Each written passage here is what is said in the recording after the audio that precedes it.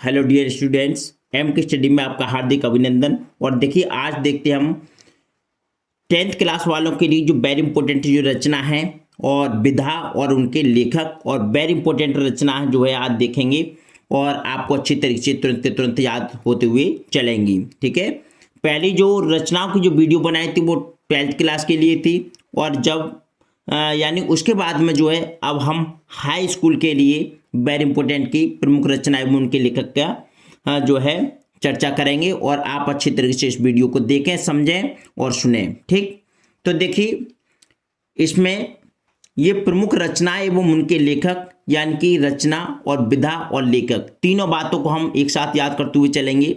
तो सबसे पहले बात करते हैं अंधा युग। वेरी इंपॉर्टेंट रचना है और बहुत पेपर में आती है। तो अंधा युग क्या है? ये काव्य विधा की रचना है। क्या अंधा युग? काव्य विधा की रचना है और इसके जो लेखक हैं डॉक्टर धर्मवीर भारती हैं। डॉक्टर धर्मवीर भारती।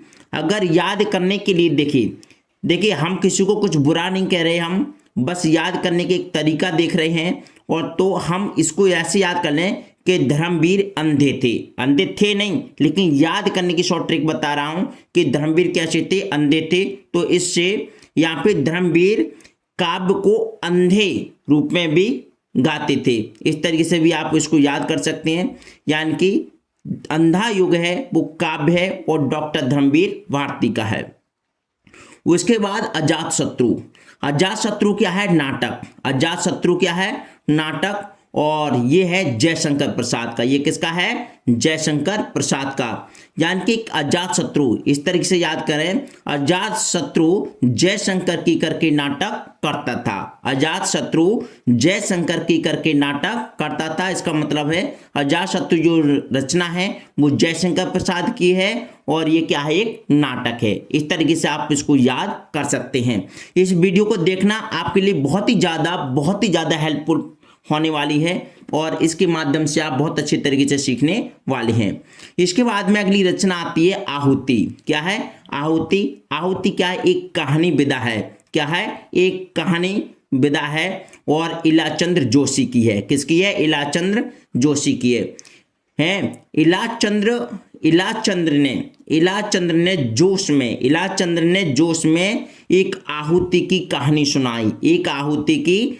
सुनाई। इलाचंद्र ने जोश में एक आहुति की कहानी सुनाई। तो इससे याद होता है कि आहुति जो रचना है वो इलाचंद्र जोशी की है और ये कहानी विधा है। ठीक है, इस तरह से देखिए ट्रिक के माध्यम से भी आपको समझाते हुए चल रहा हूं और ये वीडियो आपको बहुत अच्छी लगेगी। और इस वीडियो को प्लीज ज़्यादा से ज़्यादा शेयर भी करना और अपने स्टेटस पे लगाना, जिससे कि इस वीडियो का सबसे ज़्यादा सभी बच्चे फायदा उठा सकें। उसके पश्चात है अतीत के चलचित्र। ये रेखा चित्र है। देखो चलचित्र से मान पड़ गया रेखा चित्र और ये क्या है? महादेवी वर्मा की रचना है। किसकी? महादेवी वर्मा की रचना है। 2017 में 22 में भी ये रचना आई थी। तो अतीत के चलचित्र यानी जो अतीत की बात करती थी, कौन करती थी? महादेवी। कौन? महादेवी जो अतीत की बातें करती थी। ठीक है, तो अतीत के चलचित्र महादेवी वर्मा। उसके बाद है अनाम दास का पोथा मतलब उपन्यास। अनाम दास का पोथा उपन्यास और ये क्या है? हजारी प्रसाद द्विवेदी की रचना है। किसकी? हजारी प्रसाद द्विवेदी की। यानी कि कह सकते हैं हजारी प्रसाद द्विवेदी ने है एक उपन्यास अनाम दास का पोथा लिखा। तो हजारी प्रसाद यानी कि ये भी कह सकते हैं आप अनाम दास के हजारों उपन्यास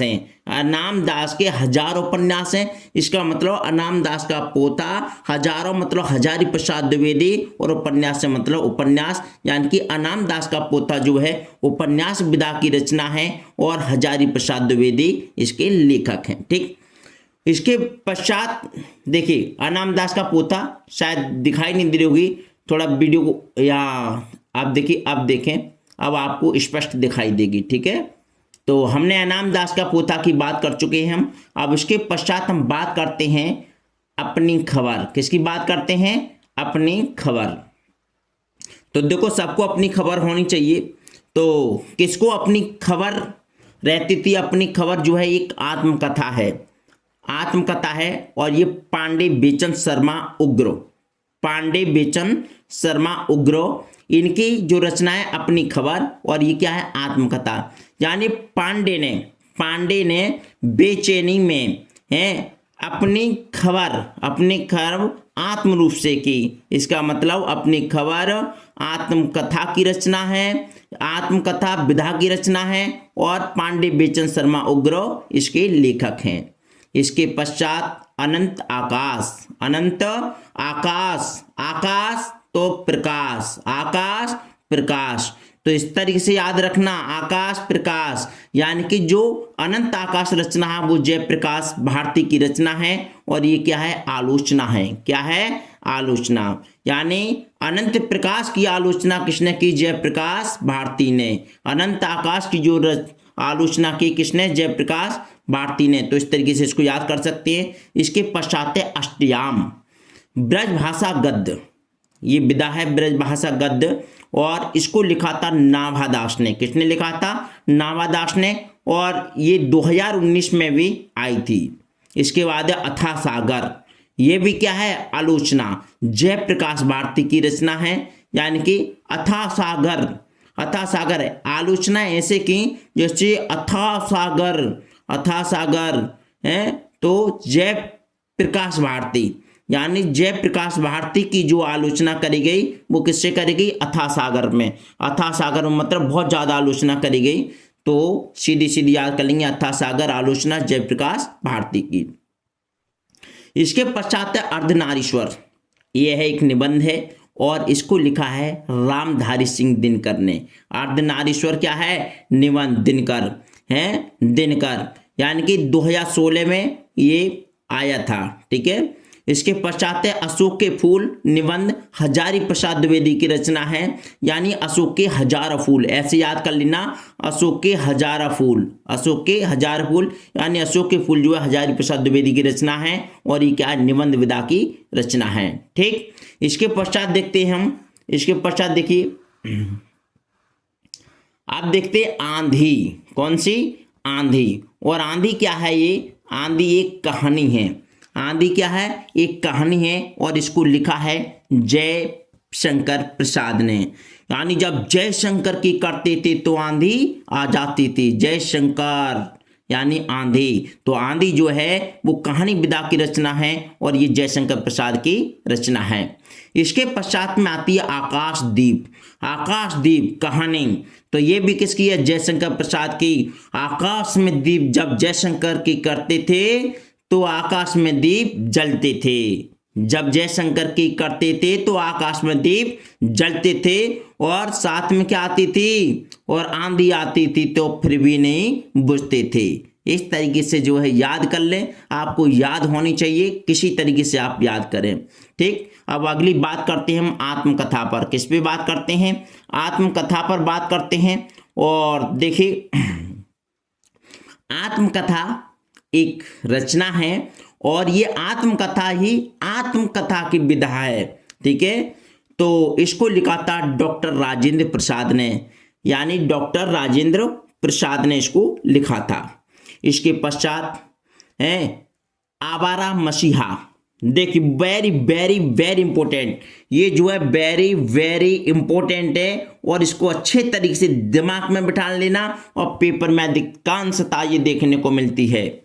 और ये क्या है, आवारा मसीहा एक जीवनी है, क्या है, जीवनी, और इसको लिखा था विष्णु प्रभाकर ने। मैंने बताया था विष्णु प्रभाकर यानी विष्णु था आवारा, इस तरीके से याद कर लेना, विष्णु था आवारा। केवल याद करने के लिए हम किसी विष्णु को या किसी को आवारा नहीं बता रहे, हम सिर्फ ये एक याद करने का तरीका बता रहे हैं। विष्णु क्या था, आवारा, तो इससे याद हो जाएगा कि जो आवारा मसीहा जो रचना है वो किसकी है, विष्णु प्रभाकर की, ठीक। अगर वीडियो अच्छी लग रही हो तो साथ साथ प्लीज वीडियो को लाइक करते हुए भी चलना आप, ठीक है। इसके पश्चात देखिए इंदुमती क्या है, कहानी है। इंदुमती क्या है, कहानी है, और ये किशोरी लाल गोस्वामी ने इसको लिखा है। यानी कि किशोरी लाल ने इंदु की कहानी लिखी, इंदु की कहानी लिखी। इसका मतलब है किशोरी से, किशोरी ने, किशोरीलाल गोस्वामी ने। इंदु की मतलब इंदुमती, और कहानी मतलब इंदुमती क्या है, कहानी विदा की रचना है। आपको अच्छे से याद होती हुई चल रही होगी, मुझे पूरा विश्वास है, और आप अच्छे तरीके से वीडियो देख रहे होंगे और सुन रहे होंगे। और मैं कहता हूं कि आप वीडियो को छोड़ना नहीं, बहुत अच्छे अच्छे तरीके आपको सिखाऊंगा याद करने के, और आपको जो है एक बार में याद होती हुई ये रचनाएं चलेंगी। इसके बाद बात करते हैं India in Kalidas. India in Kalidas निबंध है भगवत शरण उपाध्याय का। किसका है, भगवत शरण उपाध्याय का। तो भगवत शरण उपाध्याय ने क्या लिखा, निबंध इंडिया इन कालिदास। क्या लिखा, इंडिया इन कालिदास निबंध भगवत शरण उपाध्याय ने लिखा। ठीक। इंद्रजाल कहानी है जयशंकर प्रसाद की, है जो इंद्रजाल है वो किसकी, शंकर की कृपा से। शंकर मतलब जयशंकर, ठीक है। तो जयशंकर है कहानी जयशंकर प्रसाद ने एक कहानी लिखी, किसकी, इंद्रजाल की। यानी कि याद कर लेना, जयशंकर ने इंद्र की कहानी लिखी। जयशंकर ने इंद्र की कहानी लिखी, इसका मतलब जयशंकर प्रसाद। इंद्र से मतलब इंद्रजाल, और क्या है, ये कहानी विदा है। ठीक। ये क्या है, नीचे है देखो, इंद्रजाल जो कहानी है वो जयशंकर प्रसाद की है। किसकी है, जयशंकर प्रसाद की। इसके बाद बात करते हैं हम, क्या है, उजली आग। उजली आग ये निबंध है, और ये किसका है, रामधारी सिंह दिनकर। यानी कि रामधारी ने आग से क्या कर दिया, उजाला कर दिया। इसका मतलब उजली आग, और ये क्या है, निबंध, और रामधारी सिंह दिनकर की रचना है। ठीक है, याद करते हुए चल रहे हैं आप अच्छे तरीके से, और मुझे उम्मीद है कि आप जो है वीडियो को स्किप नहीं करेंगे और पूरा वीडियो बड़े अच्छे तरीके से देखेंगे। ठीक। अब देखें, यह है कल्पलता निबंध है हजारी प्रसाद द्विवेदी की। किसकी है, हजारों, इससे याद करें आप, हजारों कल्पलताएं। इसका मतलब हजारों कल्पलताएं मतलब हजारी प्रसाद द्विवेदी की रचना है कल्पलता, और ये क्या है, निबंध है। क्या है, निबंध है। ये निबंध विधा की रचना है। इसके पश्चात है कलकत्ता से पीकिंग यात्रा। यानी कलकत्ता से पीकिंग आप समझ गए होंगे कि एक यात्रा है, और इसको लिखा है भगवत शरण उपाध्याय ने। यानी कि आप याद करना है तो कैसे याद करेंगे, भगवत शरण उपाध्याय ने कलकत्ता से यात्रा की। भगवत शरण उपाध्याय ने कलकत्ता से यात्रा की, तो भगवत शरण उपाध्याय की रचना हो गई कलकत्ता से पीकिंग, और ये क्या है, यात्रा है। क्या है, यात्रा। इसके पश्चात एक घूंट है, लोग एक घूंट डाल लेते हैं मुंह में। एक घूंट डालते ही नाटक करने लगते हैं। एक घूंट डालते ही क्या करने लगते हैं, नाटक, और नाटक करके क्या बोलते हैं, जय शंकर की। है तो इसका मतलब जयशंकर प्रसाद। तो जयशंकर प्रसाद की रचना है एक घूंट। याद कर लेना, भूलोगे नहीं कभी। ऐसी ट्रिक कहीं यूट्यूब पर पूरे पर नहीं मिलने वाली है आपको। यानी एक घूंट पीकर लोग नाटक करते हैं, और क्या करते हैं नाटक, जयशंकर की, यानी कि जयशंकर प्रसाद। 2020 में ये आई थी। ठीक है। इसके पश्चात देखते हैं हम कनुप्रिया, ये काव्य है, और ये डॉक्टर धर्मवीर भारती का है। यानी कि आप ज़्यादा याद नहीं करेंगे। जैसे एक बेटी है कनुप्रिया, और कनुप्रिया जो बेटी है वो किसकी है, धर्मवीर की। किसकी है, धर्मवीर की। तो धर्मवीर की बेटी है कनुप्रिया, धर्मवीर की कनुप्रिया है। ऐसे याद कर लेना। और का से कनुप्रिया, का से काव्य, इसको याद कर लेना। तो कनुप्रिया जो है काव्य विधा की रचना है, और ये डॉक्टर धर्मवीर भारती की रचना है। इसके पश्चात हम बात करते हैं कर्मभूमि। क्या है, कर्मभूमि उपन्यास है, प्रेमचंद का है। प्रेम पूर्वक कर्म करना चाहिए, यानी कि प्रेम पूर्वक मतलब प्रेमचंद का, और कर्म करना चाहिए कर्म यानी कि कर्म भूमि, और उपन्यास है या कह सकते हैं कि प्रेम से यानी कि भूमि पर क्या करना चाहिए, कर्म, प्रेम से भूमि पर कर्म करना चाहिए। तो कर्म भूमि जो है उपन्यास है वो प्रेमचंद का है। किसका है? प्रेमचंद का। ठीक है, इसके पश्चात देखिए वेरी इंपॉर्टेंट रचना है और इसको देखेंगे हम। और ये है हमारी रचना, ये भी बहुत आती है पेपर में और इसको भी बहुत अच्छे तरीके से आप याद करते हुए चले। देखिए कलम का सिपाही, कलम का सिपाही ये जीवनी है। देखो कैसे याद करेंगे, चुटकी में आपको याद कराते हैं। आप कितनी अच्छी तरीके से इसको याद करेंगे। देखिए अमृत राय ने, यानी कि अमृत राय, तो अमृत राय ने कलम से क्या लिखी? जीवनी। अमृत राय ने कलम से जीवनी लिखी। तो अमृत राय कलम से कलम का सिपाही और क्या लिखी? जीवनी। पूरी याद हो गई। यानी कि कलम का सिपाही एक जीवनी है और किसकी रचना है? अमृत राय की। और बहुत आती है 2017 में, 21 में और 22 में भी ये रचना आई थी। याद कर लेना, बहुत अच्छी तरीके से समझा रहा हूं और एक एक बात समझ में आएगी और इस तरीके से ट्रिक के माध्यम से आपको कोई समझाने वाला नहीं है। तो इसलिए ज़्यादा से ज़्यादा शेयर कर दीजिए इस वीडियो को, ज़्यादा से ज़्यादा इस पे व्यूज आने चाहिए और आप इतना सारा शेयर करो अपने साथ के बच्चों को कि मदन सर ऐसे पढ़ाते हैं MK स्टडी पर। ठीक है, और ज़्यादा से ज़्यादा चैनल को सब्सक्राइब करवाइए। इसके पश्चात ठीक है, और इसके साथ साथ अगर इंग्लिश पढ़नी है तो बताइए उनके लिए किस पर जाएं? KCM स्टडी पॉइंट पर। KCM स्टडी पॉइंट को ज्वाइन करें और इंग्लिश के सभी question answer, central idea, direct to indirect, passive voice, tense, सारी की सारी चीज़ें आपको उसमें अच्छे तरीके से देखने को मिलेंगे। अच्छे तरीके से, बहुत अच्छे तरीके से समझ में आएंगे। एक एक एक्सरसाइज, सिंथेसिस, सिंटैक्स वगैरह सब कुछ आपको देखने को मिलेगा उसमें। तो देखिए अब बात करते हैं हम कामायनी। क्या है? कामायनी।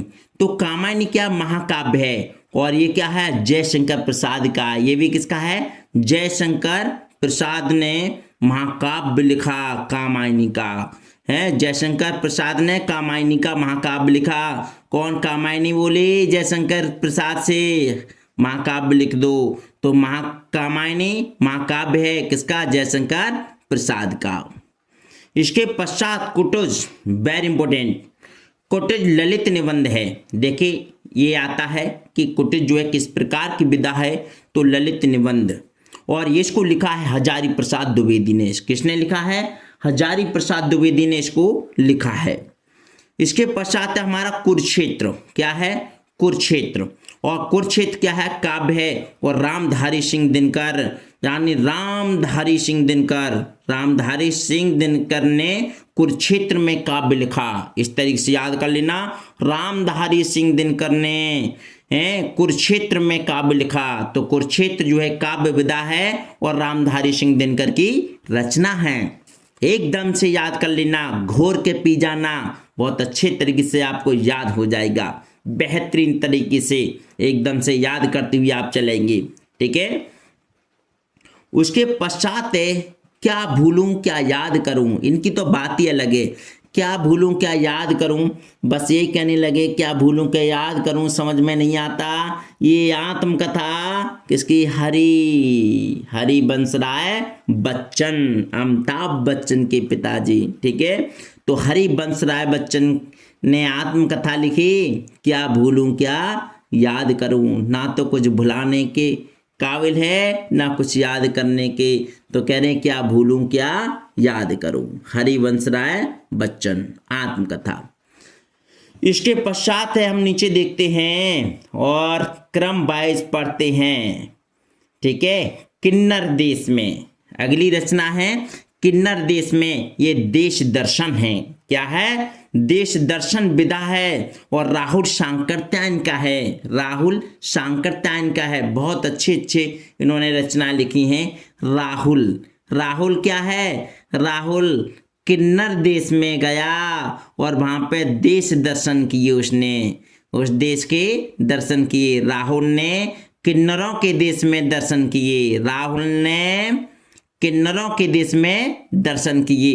तो याद रखना, राहुल सांकीर्तन की रचना किन्नरों के मतलब किन्नर देश में, दर्शन किए मतलब देश दर्शन, ये विधा है। तो सीधा सीधा याद कर लेना, किन्नर देश में, विधा रचना देश दर्शन, और राहुल सांकीर्तन लेखक हैं। ठीक है, राहुल ने किन्नरों के देश में दर्शन किए। रट लेना, 2 बार देखोगे वीडियो को बड़ी अच्छी तरीके से समझ में आ जाएगी एक एक रचना। और ज़्यादा से ज़्यादा वीडियो शेयर कर देना।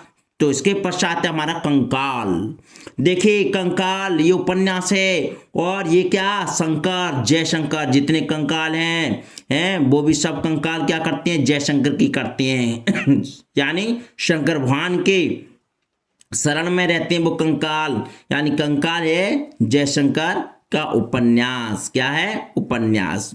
इसके पश्चात देखते हैं हम क्षणदा निबंध है। महादेवी वर्मा, महादेवी ने क्या कहा, क्षण रुको, क्षण भर, यानी क्षणदा निबंध यहाँ कह लो, याद करने के लिए अच्छी तरह से, महादेवी ने क्षण भर में निबंध लिख दिया। महादेवी ने क्षण भर में निबंध लिख दिया।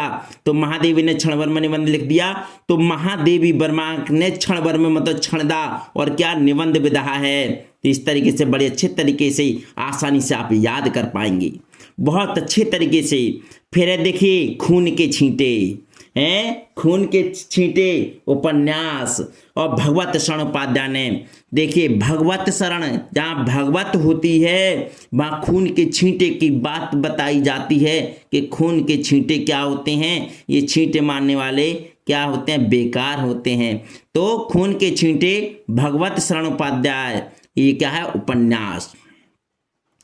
फिर एक खादी का अर्थशास्त्र, डॉक्टर राजेंद्र प्रसाद। देखिए राजेंद्र प्रसाद जो है खादी के कपड़े पहनते थे। किसके, डॉक्टर राजेंद्र प्रसाद जो हैं कैसे कपड़े पहनते थे, खादी के।